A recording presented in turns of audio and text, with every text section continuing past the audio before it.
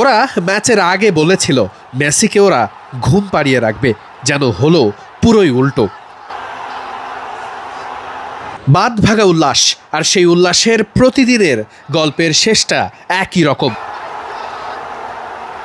টানা 2 বার ফাইনালে লিওনেল মেসির আর্জেন্টিনা, গত 4 বিশ্বকাপের 3 বারই আর্জেন্টিনা ফাইনালে।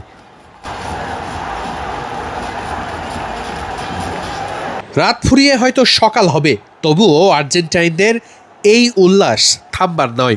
কেনই বা থামবে? আর্জেন্টিনা যে প্রত্যেক ম্যাচেই লিখছে রূপকথার এক অবিরাম গল্প। সেমিফাইনালে লিওনেল মেসি যা করে দেখিয়েছেন তা ভুলবে কে?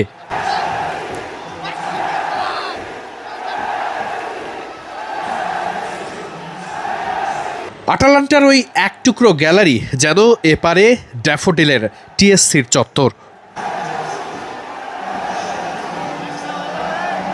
অথচ শুরুটা আর্জেন্টিনার মোটেও ভালো হয়নি। তবে ওই যে গোল খেয়েই যেন আর্জেন্টিনার সব কিছুই জেগে ওঠে। আজও তাই হয়েছে। ইংলিশদের পরপর 2 গোল দিয়েছে আর্জেন্টিনা একেবারে অন্তিম মুহূর্তে।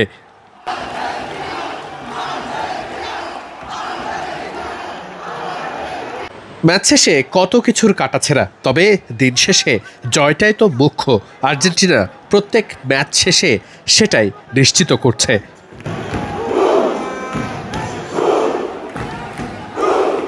আর্জেন্টিনার এই সেলিব্রেশনে যুক্ত হয়েছে হাল্যান্ডের নরওয়ের সেলিব্রেশনটাও।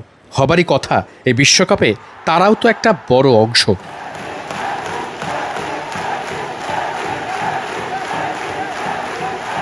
হাজার মাইল দূরে এই তো ম্যাচ শুরুর আগের দিনও আর্জেন্টাইন কোচ স্কালোনি বলেছেন বাংলাদেশের এই সমর্থন তাদের কাছে অনেক বড়। তারা বাংলাদেশের জন্য হলেও একটা ম্যাচ জেতাতে চান।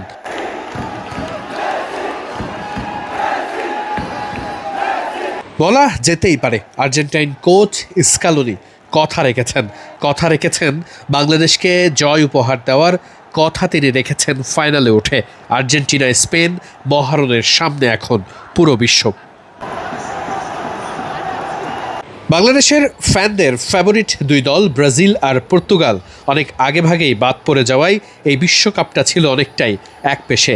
আর্জেন্টাইন ভক্তরা কোনো মতে টিকে ছিল সেখানে, তবে সেই হতাশা আর শেষ পর্যন্ত টিকে থাকছে না, কারণ অন্যতম পরাশক্তি আর্জেন্টিনা বিশ্বকাপের ফাইনালে। তাই বাংলাদেশ থেকেও বিশ্বকাপের মজাটা থাকছে টাটকা।